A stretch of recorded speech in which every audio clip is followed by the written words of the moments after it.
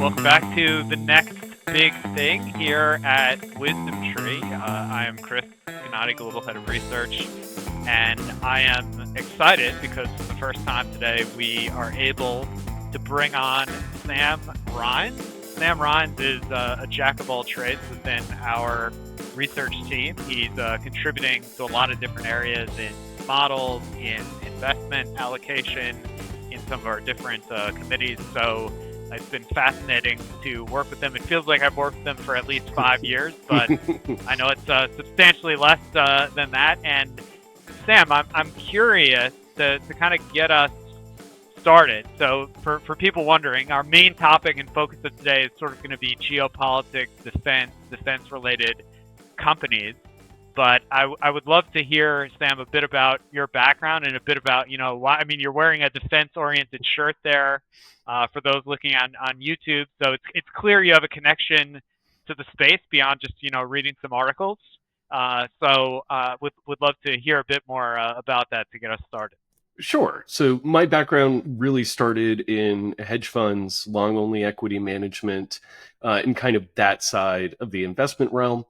Went on to do some other things, went sell side for a couple of years, doing deep dive research into the intersection of geopolitics, conflicts, and markets, and really trying to understand for clients how to think about them both in a relatively short-term manner, but also with an eye to how do we position for the next, call it 3 to 5 years, right? So several different time horizons, but really trying to contemplate what it means, right? That I think is really important. It's not just, are we going to have tariffs today? Is Poland going to buy one more submarine? It's really what are the trends that are underlying the shifts on a geopolitical basis, and which ones are investable and which ones aren't.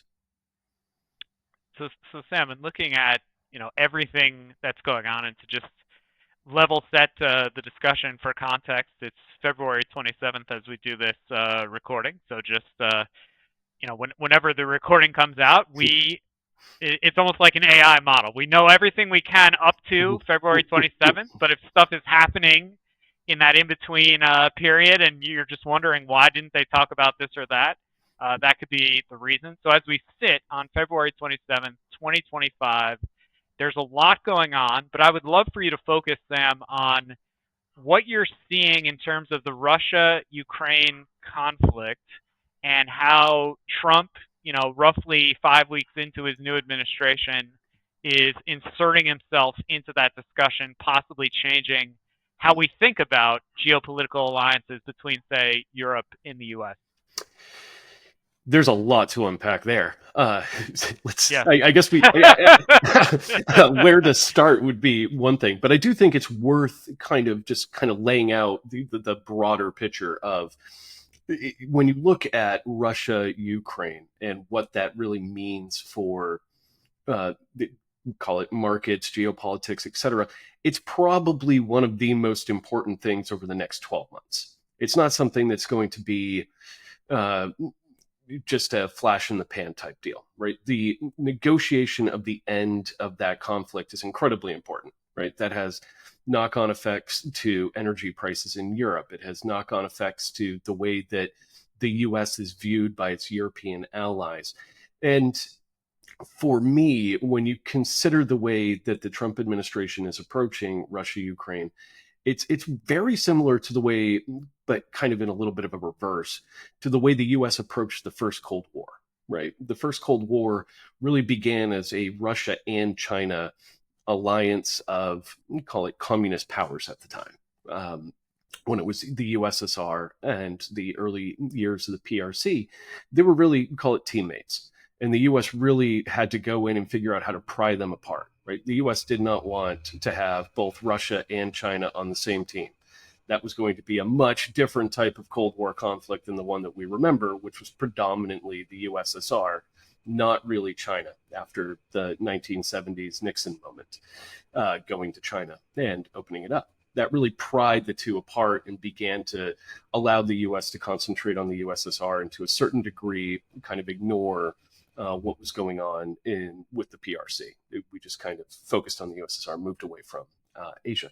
This time around, it really looks like the Trump administration kind of has the muscle memory of, you really don't want Russia and China on the same team all the time, right? You don't really want to have both of those theaters open, right? The U.S. has been trying to pivot to Asia for quite some time.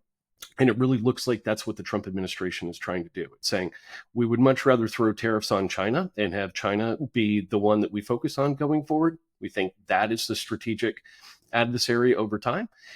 Russia, on the other hand, is more of call it a petulant problem, much less of a permanent, longer-term adversary, much more of a short-term one. So attempt to end the conflict in Europe with some sort of detente, whatever that might look like.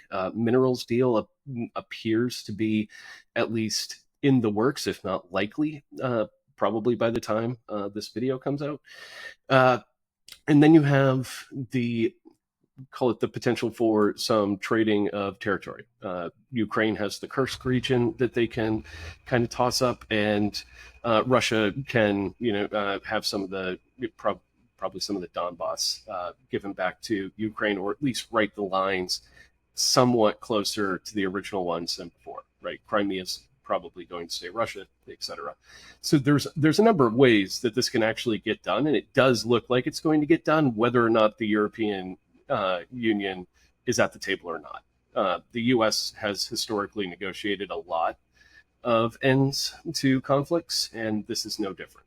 The U.S. does tend to have more pull than the Europeans, particularly in ending conflict. So it's likely that the U.S. will either, say, if you want to be at the table, that's fine, Europe, but we're going to try to negotiate this and get it done. So it would not surprise me to see the end of the conflict, some of the sanctions beginning to come off, probably in the next few weeks, at least. It's interesting to hear you say that, Sam, because obviously the U.S. has this nice Atlantic Ocean on one side and Pacific Ocean on the other side, sort of separating us with some distance between Russia, whereas Europe is right there. Anyone who's listening from Finland or traveled from Finland, you fly into the Helsinki airport, and you see on the map on the little seat in front of you, if the plane has that, Moscow is not that far away on the little picture there. So I'm curious what you would say about NATO, the future of NATO, what any of this means for NATO, and that Article 5 thing that gets discussed, and like the spending stuff that gets discussed. Is NATO as meaningful as it ever was, or are we seeing the initial signs of a sort of phasing out of NATO? How would you interpret what's going on around that? I would say what we're seeing is much more of I would almost say hardening of NATO. I don't think NATO is going anywhere. I think it's much more of a hardening. It's much more of the U.S. spends a lot on defense. You also need to spend a lot on defense. And if you're in NATO and you're only spending 1 or 2%, your GDP on defense, when you probably need to be spending 3.5 to 4% to really harden your defenses and rebuild military capabilities. It's, to me, call it the threats against NATO are much more of a hardening of NATO than they are some sort of deterioration of that alliance. Article 5 is Article 5. You attack a NATO member, and you attack one, you attack all. And that is going to continue, and it's probably going to be even more, I would say, solidified when it's not just you attack one NATO member and the real threat is the U.S. military coming in. It's much more of a deterrent if it's you attack a NATO member and everybody has a formidable, or at least a more formidable than today, military capability. To your point on Finland, one of the things that is kind of forgotten is that Poland has a border with Russia as well. The Kaliningrad enclave is the Baltic Sea border for Poland. So Poland is sitting there, and it's one of the reasons why they've spent so much on defense. They've really picked up their capabilities, everything from buying Saab submarines and beginning to build out their naval capabilities in a pretty interesting way. uh, they're probably sitting there saying, we're on the border with Russia. We probably should not, just take this as Ukraine as a one-off. We want to be prepared to defend ourselves as well. So to me, Poland is really, call it the first mover, but won't be the last mover in terms of the way that defense is approached, particularly within the European theater. And when you think about it, because you bring up sort of this interesting comparison, and we have to start by recognizing I think the European Union represents 27 different member states, and it would probably be incorrect to say they're all painting it with a broad brush. They all do this or they all do that. There's probably a spectrum. And what caught my attention is as we're doing this recording, we just had the German election, and some of the first announcements. I don't think they've necessarily formed the full coalition government. These things take time, but among the first announcements out of the I guess expected chancellor leader over there has been about defense and sort of clearing the way to spend meaningfully, materially more on defense. And obviously that's Germany. But I'm wondering if you can sort of help our audience just with the appropriate context with a few of the major countries. I mean, you just did a great job with Poland and saying, okay, Poland has been thinking about this for some time. But maybe some other countries haven't been thinking about it at all, or some countries are more like Germany where they're thinking about it and now they're putting money to the issue.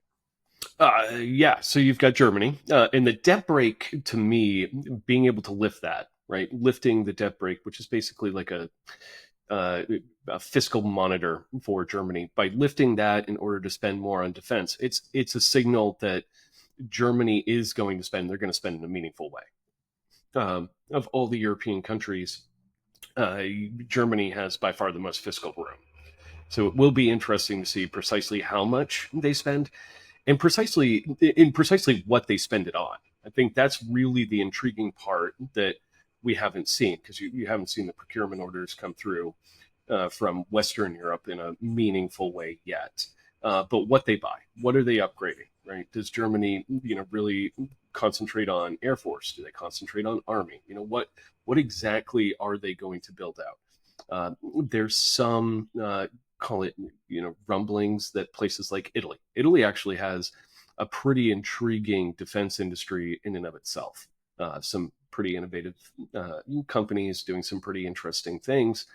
Um, France has a very vibrant defense industry and pretty much always has. Following World War II, they've really done a good job of developing that. But the ability of France to spend is really dependent on the politics there. The politics there are a mess, as we all know. So that's going to take a little bit more time.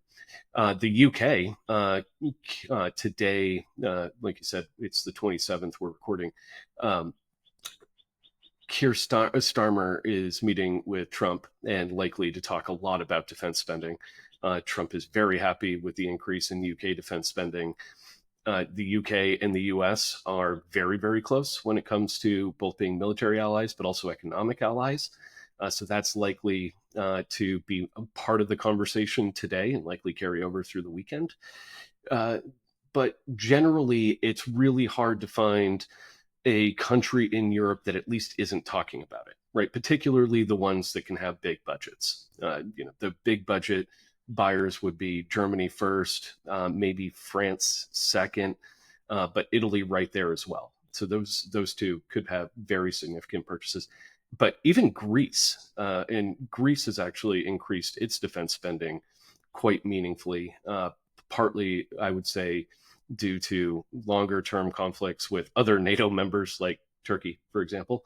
But Greece has really picked up its spending as well. Obviously, those aren't as big of movers as Germany would be, but that really has a longer term impact on what you're going to see from some of the defense contractors, particularly within Europe, because just like the U.S., where we have Buy America type things in our procurement, Europe has similar things. So as the uh, defense budgets escalate higher in Europe, you're going to continue to see backlogs of European defense companies tick higher.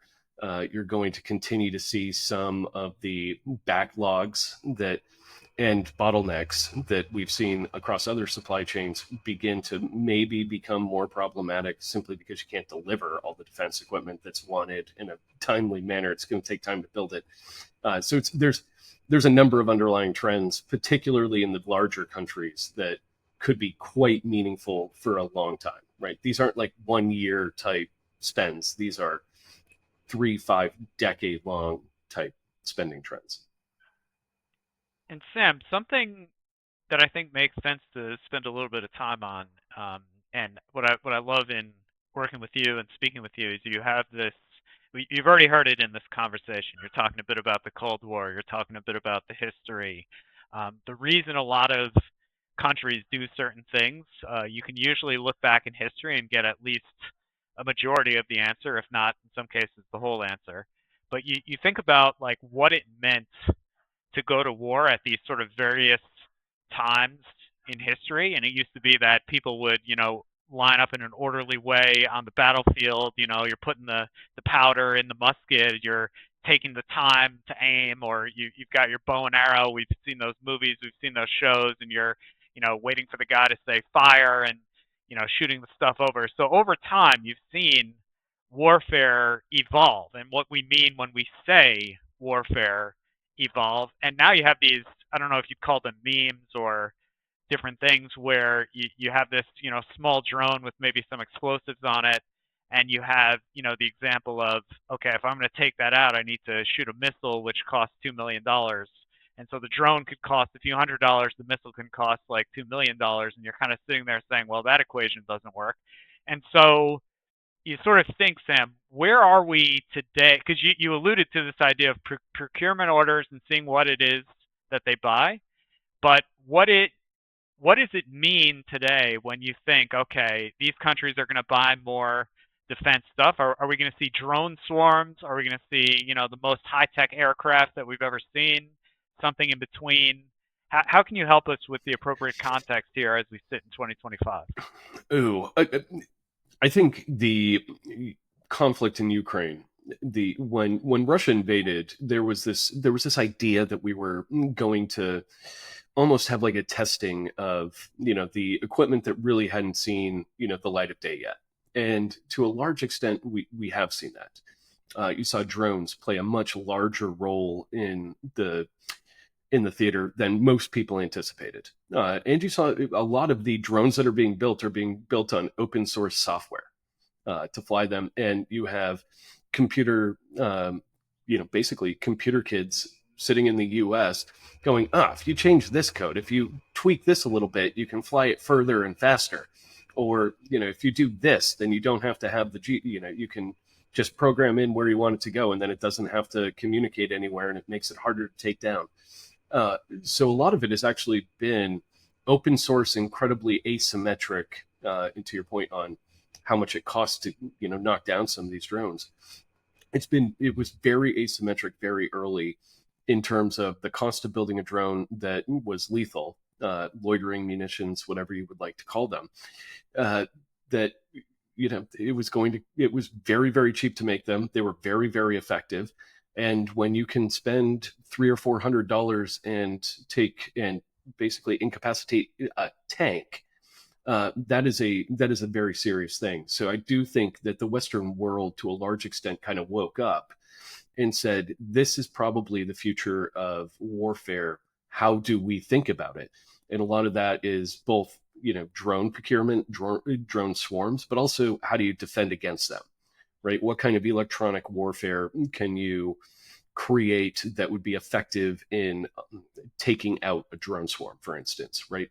So I would say it really has changed the mentality of maybe you don't have to have call it F-22s and F-35s en masse. Maybe what you have to have is really good drone technology that is pretty cheap, controlled by, potentially AI or, something like AI on the battlefield that makes it very unpredictable and makes it very effective. and that is a much lower cost but similarly lethal type of warfare that I think is being overlooked slightly. The other thing that I really can't believe has been overlooked this much is the cyber aspect of modern warfare. If you remember back to the days preceding the invasion of Ukraine, one of the things Russia did was a number of cyber attacks on Ukraine. And it wasn't the first time they had done it either. Back in 2017, one of the most devastating cyber attacks pretty much in modern history was done against Ukraine and then spread into Western Europe, not Petya. And it's interesting because I do like to say that most of geopolitics and the current zeitgeist of what's going on can be explained at least moderately through Bond movies, and Not Petya was named after a Bond character. So it's interesting. I love that little tidbit there. But Not Petya pretty much incapacitated a lot of Ukrainian infrastructure. And then it spread and it took out Mondelez International, right? The maker of Oreos, which interestingly had cybersecurity insurance, like hacking insurance, basically.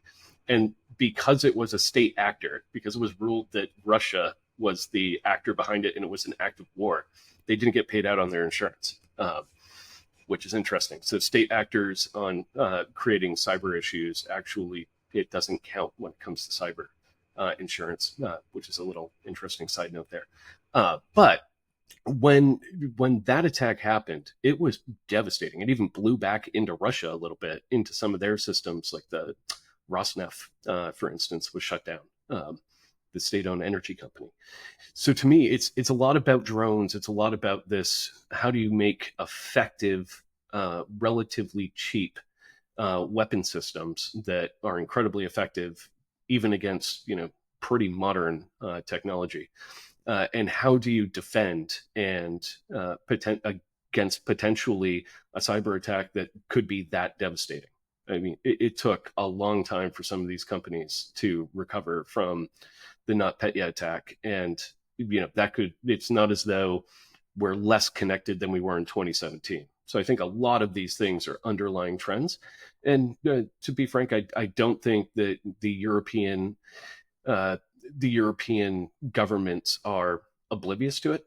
I think you're going to see a number of the UAV makers. You saw a deal with between, I believe it was Leonardo and a Turkish maker of drones to build drones in Italy. That's a pretty big one. That's a pretty big deal under the surface, because what that says is, Turkey is known for their drones. They're price effective. They're very good. If that's the way that Europe's going to spend, it's probably a wise use of that incremental capital. But you're probably also going to see a lot spent on cyber defense. Now, Sam, you made me think of an interesting sort of comparison, because I believe I read a book somewhere, not this year or anything, but years back, about the NotPetya attack, and like you're alluding to, I mean, this was an unbelievably large impact. I think it was in 10 billion plus years ago. So obviously each year money and amounts of money mean different things, but we're talking a 10 billion plus damage cyber attack. You don't hear a lot of those even today.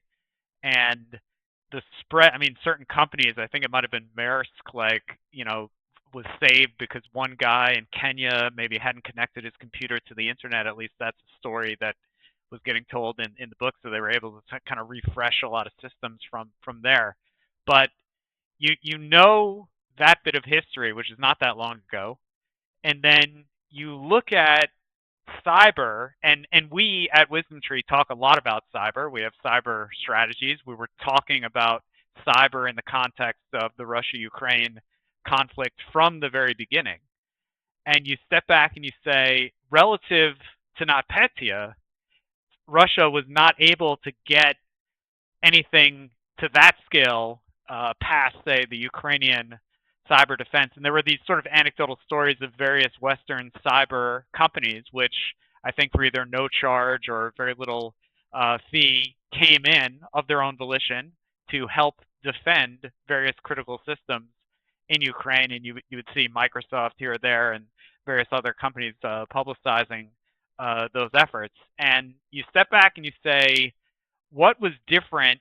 Was it simply the fact that NotPetya had happened, so people were ready, or people were prepared, or was there some other factor that contributed to seeming like Ukraine was in a much better position to defend on the cyber side than maybe it had been previously? So I think it's a combination. I think it's a combination of Ukraine saw NotPetya and was like, we can't have something like that happen again. The other one is that NotPetya was basically done through an accounting software upgrade that was used by something like 70 to 80% of Ukrainian businesses use that accounting software. It's like I forget the name of it, but it was an upgrade, and so it was pushed out, and that took a lot of timing and planning. And I would say that the invasion of Ukraine itself might not have had as much time on the planning front. There it did seem like there was 3 to 4 months of planning, but to do a significant cyber attack where you're infiltrating that many systems with a single upgrade is very, very difficult. It's very similar to, for example, the Israeli pager project, right? That was a very long time in the making. It takes having a person in the right position at the right time in order to be able to execute that type of attack. So one, it's really hard to have that kind of attack and do it, call it all the time. But you can kind of think of it as it was probably a shot over the bow. Ukraine did harden their systems, and then they did have help from a number of Western contractors and Western companies that have an expertise in defending against cyber. A lot of the Western defense companies have cyber divisions that are specifically set up in order to do this type of defense. So yes, I would say it's a little bit of everything, right? Very difficult to plan, and probably wasn't part of the plan, and from the get go in terms of the invasion. It's much easier to do a DDoS attack, which is the type of basically where you flood systems with pings on the computer front, and it basically just shuts them down. That's a lot easier to do. It's much easier to plan, and that was the type of attack that happened on the eve of the invasion. So DDoS attack is a lot easier to execute. It's also a lot easier to defend against. Mm-hmm. And I know, looking back at 2024, there were a lot of elections, to put it lightly, and you can go to, for any of our listeners out there, all the various cyber firms are coming up with reports. They usually have a blog on the website. They talk about different events, and so I found a report which they can basically correlate in many cases. I think this one was from Cloudflare, where you have your election calendar, and wherever there's an election, they can note, okay, look at this DDoS attack activity, and there was a very tight correlation. France is having an election, boom. U.S. is having an election, boom. You can see that there are actors out there, probably not just Russia, that are taking advantage of exactly what Sam said. This idea of a DDoS attack maybe doesn't require as much forward thinking. Now, Sam, you also mentioned something, and we've talked about it within Wisdom Tree. It was a bit of debate. You mentioned Turkey, and you mentioned they can make some fairly inexpensive but high capability drones. But we've talked from time to time about Turkey is sort of in an interesting position where the leadership might straddle a bit more between, say, Russia and the West than certain other countries. What gets the hair on the back of your neck potentially a little bit raised with regard to Turkey, and why is this particular deal, which was admittedly just announced this week, Leonardo and that drone company, why might that deal sort of still allow you to be comfortable? Because I know we've talked in the past about Turkish defense companies, and to characterize it, you've been a little more on the nervous side than with certain other defense companies. Sure. So interestingly, Turkey is the only NATO ally to get a defense sanction from the US in a very, very long time. I went back trying to find another one and couldn't, but I'm not positive that nobody else has ever been sanctioned, but Turkey got sanctioned after buying the Russian missile system, missile defense system. I believe it was the S2. Was it the S? It's either the S2 or the S4. It was one of those two. And it was delivered, and the U.S. did not like that. Uh, did not like it at all. It was afraid that you were going to have the F-22, which Turkey was part of the F-22 project. Um, you were going to have the F-22, potentially some of the other U.S. aircraft, actually training the missile system and potentially getting that back to Russia to be able to find the U.S. planes that were designed to not be found as easily by radar. So the U.S. said, no, we're going to sanction some of the defense. Particular, it was mostly the government defense um, entities that got sanctioned. It was not the drone company that got sanctioned, luckily. So to me, where I think it gets a little, call it, interesting with Turkey is because of those sanctions. It's either they're going to come off or they're going to potentially sell something to an actor that the U.S. really doesn't like or has sanctioned, and therefore you're going to get in trouble. But when you do a deal with somebody like a Leonardo, it makes it much less likely that you're going to have an incident. Leonardo is likely to be able to benefit from that drone technology, probably build really, really good drones, and therefore it's a positive. So I'd much rather be exposed to Leonardo than a Turkish defense contractor directly. So it's kind of like a nice, call it, it's the best of all possible worlds when it comes to that. You get exposure to the really, really cool drone technology out of Turkey, but you don't have to worry about the sanctions straight, the sanctions being directly affected. We've been mentioning a lot Leonardo, which I admit that I learned this week, Italian-based defense company, and you mentioned, Sam, that Italy has a much more robust defense industry than people who haven't taken that detailed look might initially know. When you're looking at a company, because I feel like we should introduce our audience, which could be anywhere in the world, to some of these distinct European defense companies. When you're looking at a company like Leonardo, how do you break it down in terms of, is it about the specific types of weapons that they produce? Is it about certain technologies? Is it where they're located? How do you contextualize in an investment mindset a particular company like a Leonardo? Yeah. So particularly when it comes to defense, because there's different ways to look at different types of companies. But when it comes to defense, there's kind of two things I like to pay attention to. One is the legacy projects.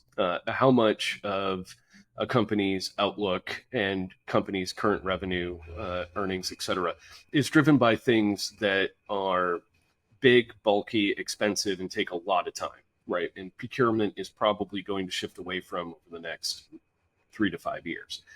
So think of that as your non unmanned aerial vehicles, but planes. How many, how exposed are they to building a fighter jet versus how exposed are they to building really interesting technology on UAVs? How, mostly because one of those is going to be higher margin, one of those is going to be bought in, significant quantities, etc. Being the UAVs, probably not the actual fighter jets. And how much is, the higher margin, more interesting, deep research and basically the deep R&D type stuff that comes out, like cyber, for instance, space, these next level type technologies. How much are they playing in that could actually drive incremental revenues even higher as people begin to, and margins higher as people begin to kind of wake up that you have to spend in places that you really haven't spent much before. And I'm wondering, as we sit here, I caught you mentioning something that I admit I didn't know, and there's a lot I don't know about defense, but you said Saab. I think you said Saab, and sitting in Charlotte, North Carolina, as I do, when I think Saab, I think it's a certain Swedish car maker. I don't see a lot of them going around that much anymore, so I don't know exactly how they're doing, but in the car space, but I would say anecdotally the It went market share bankrupt. seems to be. Oh, okay. Yeah. So I'm correct to note that the market share seems to be going down. That's Yeah. It went down very, very um, much. okay. So that makes sense then. Okay, we've all learned that. So you seem to indicate though that they're building submarines. Did I catch that right? They do, in fact, have a submarine program. It's called the A26. It's actually pretty innovative, pretty interesting technology. Uh, for instance, that's probably the submarine. Poland's still looking around, but that's probably the submarine that Poland's going to go for. Uh, so they do everything from submarines. They've got a fighter jet. They were a fighter jet producer back in the day, and still make a pretty. It's actually a pretty cost effective fighter jet, and actually pretty capable. I mean, it's not next gen, sixth gen type technology, but it is a very interesting, relatively cheap fighter jet that's used pretty widely. But the submarine part is pretty cool, and then they have some. They actually do quite a bit of surveillance and electronic warfare stuff as well. Now, Sam, you alluded to something that got a lot of attention in the new Top Gun movie. If anyone's watched the movie, they're talking a lot about these quote unquote fifth generation fighters, and they make it seem like if you're going up against a fifth generation fighter, oh my gosh, you're just not going to be able to do a dogfight like they were doing in say the first Top Gun movie. Now, for our audience's benefit, because I admit, besides hearing it in the Top Gun movie, I don't know what a fifth generation fighter is even referring to. I'm assuming it's very capable, possibly using some AI stuff. You alluded to maybe a sixth generation. Are these European companies capable of building fighter jets to that level? Equal to the quote unquote F-22 or whatever the most advanced thing that the U.S. has at the current time? Yes, mostly. It's kind of a complicated question, only because the U.S. fifth gen fighter does source quite a bit from European partners and British partners as well.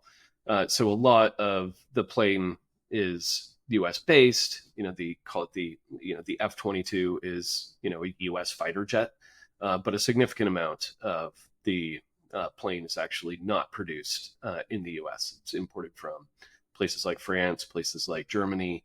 I think Italy has a little bit of it.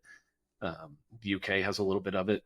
So it's much. It's not necessarily just all U.S. It's very much a global thing. So could they produce it on their own? Probably not. But could we produce it on our own? Probably not as well.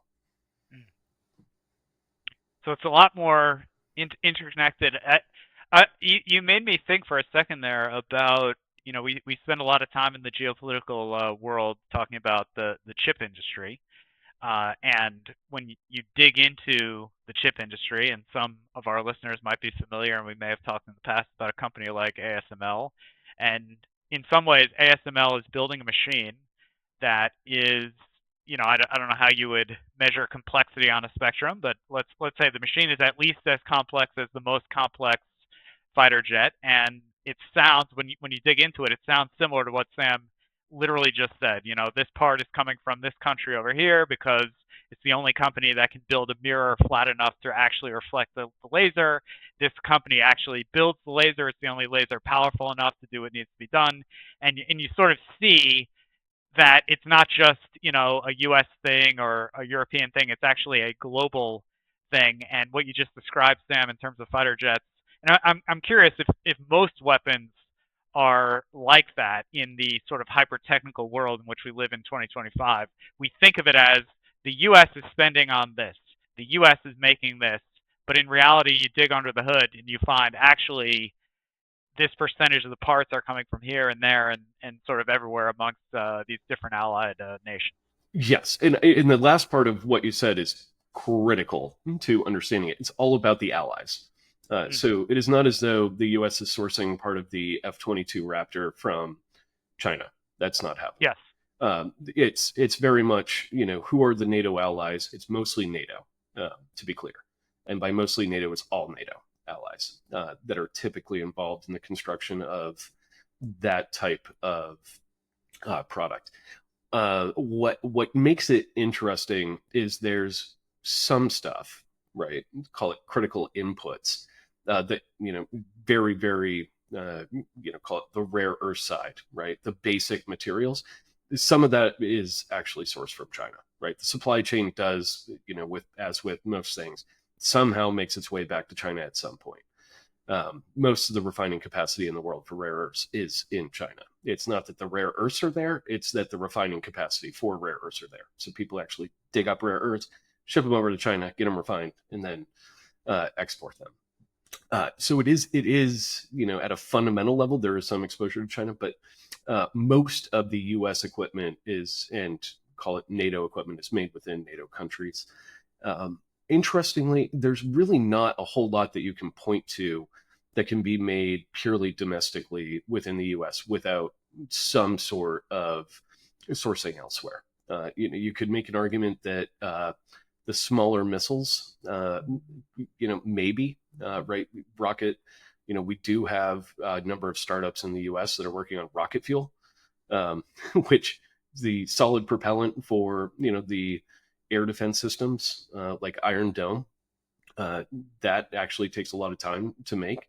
And you have some interesting startups that are beginning to pop up that can make it much cheaper and much faster, and in much higher, and theoretically in much higher quantity. So that will be interesting to see. That's pretty much the only thing that can be made domestically without a whole lot of help from elsewhere.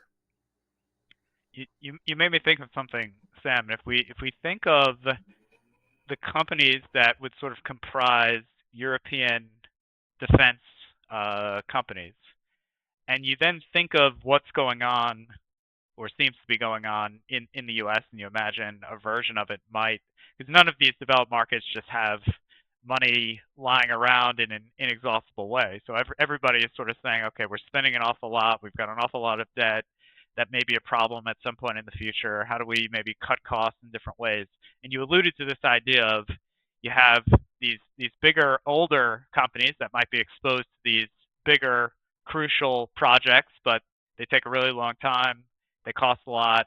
Maybe there's that cost plus budgeting where if it costs a lot, it's actually better for the company because the company isn't necessarily paid on delivering. It's basically paid on how long it takes and how much it costs and all of this inefficient stuff. And then you allude to you've got these new companies which are coming up, maybe focusing on very specific things and not being paid in that way, and automatically right there more efficiency. And so you look at the European defense space. Are you seeing that sort of drive towards efficiency? Are you seeing less of those issues that we talk about in the U.S., or are you seeing basically it's exactly the same cost plus, fairly inefficient, a lot of changes to make as we move forward?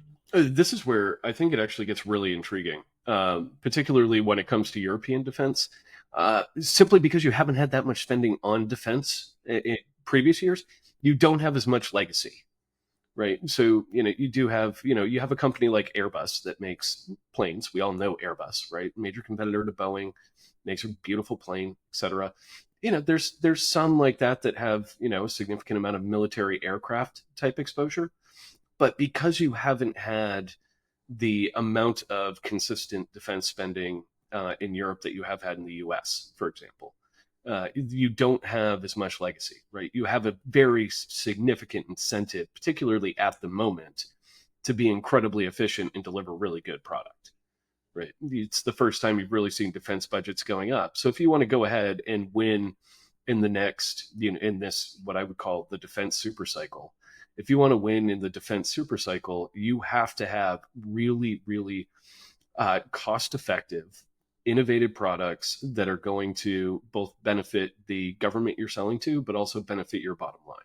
And I think that's almost an odd advantage of being a European defense contractor, is that you don't have a lot of the legacy projects that you want to defend. right? You're not trying to defend, uh, your shipbuilding. You're not trying to defend on the margin a missile program, right? You're trying to say, hey, this is the missile program I think I can do. Here's how much I think it will cost, and here's how efficient it will be, right? Here's how good this might be over time. So to me, that's really the critical aspect of and kind of the excitement around European defense is what exactly are they going to come up with? They're on the front lines of the Ukraine-Russia conflict. They see what's happening. They understand what's happening. They're getting the details of what's effective, what's not effective. And if they're going to do it and do it well, you're likely to see European defense spending be far more efficient from the onset than, say, U.S. Defense spending has been. Tim, I have to ask because it's the first time I've heard the term defense supercycle. Are we coining that term right here, right now? I think we should. I I to love it. me, well, Wow. and part of it is this isn't like this isn't a one time spend, right? It's not like you're just going to say this year we're spending 2.5% of GDP on defense. It's we have to spend 2.5% of GDP on defense, both to play catch up, right? A lot of the European nations need to play a little bit of catch up when it comes to stockpiling weapons, modernizing their militaries, etc. So this is much more of a long term budget change and mentality change than it is a 1 year. We're going to do this and then we'll reassess it. There's going to be more spending, and that spending is going to be on very modern, very interesting things.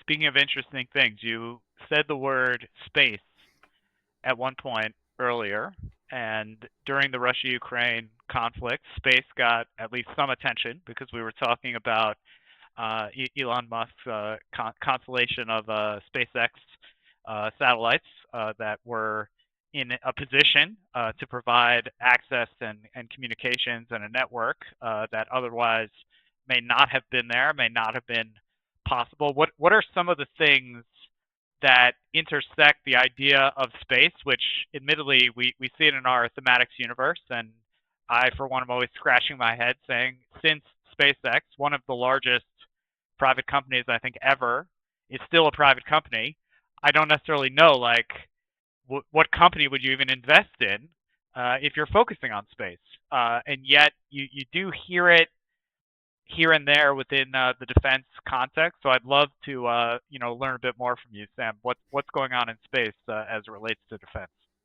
So it's really intriguing that you bring up Starlink and kind of how that evolved during the Ukraine conflict, because one of the reasons that Ukraine requested it is because of a Russian hack on Viasat. Viasat is another satellite company that Ukraine relied heavily on for secure communications on the military front.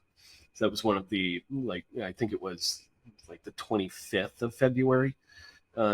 That was So when pretty early. it was Like pretty it early. wasn't like Viasat was working and then it was that February is pretty early if I recall. Yeah, so it was, I believe, the 22nd. It depends on when you woke up in what part of the world, but it was a late night for me that day. I don't want to relive those days.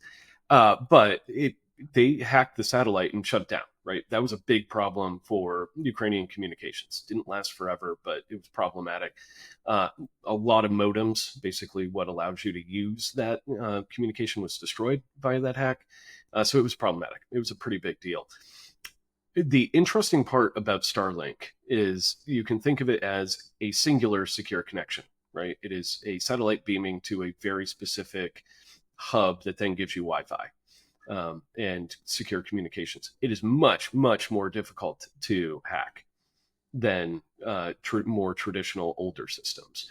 So it's one of the reasons why when Ukraine asked for Starlink to be flipped on, and Elon Musk did it, that was incredibly important. It provided, and I believe it was February 28th, it was very early on in the conflict, that the first Starlink receivers were delivered to Ukraine. It was incredibly quickly, but that level of call it difficulty to interrupt communications uh, via the Starlink system is very, very intriguing from a defense perspective. There are thousands of satellites within the Starlink system, and that creates a lot of redundancy within it. So you can't just hack one satellite and everything's done. It's you really have to try hard to mess up that communications network.